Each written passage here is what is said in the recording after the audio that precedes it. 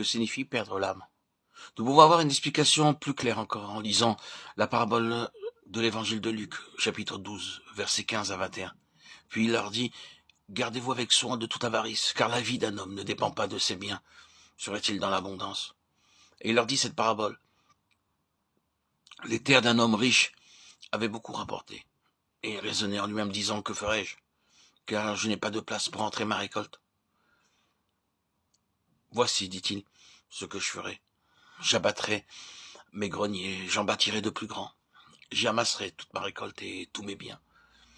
Et je dirai à mon âme, tu as beaucoup de biens en réserve pour plusieurs années. Repose-toi, mange, bois, et réjouis-toi. Mais Dieu lui dit, insensé, cette même ton âme te sera redemandée. Et ce que tu as préparé, pour qui sera-t-il? Il en est ainsi de celui qui amasse des trésors pour lui-même et qui n'est pas riche pour Dieu. Le mot âme ici est aussi âme dans le texte original. C'est pourquoi nous pouvons dire que sauver ou gagner l'âme signifie faire que l'âme jouisse, soit heureuse et satisfaite. De l'autre côté, perdre l'âme signifie faire que l'âme souffre, soit affligée et pauvre. Cet homme riche, à cause de l'abondance de sa récolte et de ses biens, a donné à son âme jouissance, plaisir et satisfaction dans cet âge. Il a déjà sauvé son âme maintenant. Ainsi, sauver l'âme, c'est la rendre heureuse dans cet âge.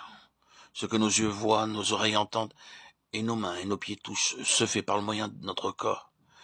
Mais ce qui, là-dedans, est conscient des plaisirs, c'est l'âme.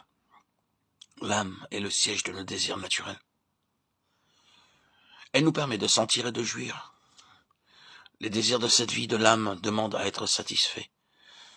Belle musique qui calme l'émotion, littérature et philosophie qui élèvent la pensée. Cependant, si les gens cherchent dans ces choses-là satisfaction ultime dans cet âge, ils perdront la satisfaction dans l'âge à venir. Si maintenant nous avons déjà reçu consolation dans ces choses, nous perdrons la gloire du royaume dans le futur. Quiconque sauve son âme dans cet âge, même s'il s'agit d'une personne qui croit dans le Seigneur, il a déjà gagné les plaisirs qui proviennent des oreilles, des yeux et du cœur. Par conséquent, dans l'âge à venir, il perdra tous ses plaisirs.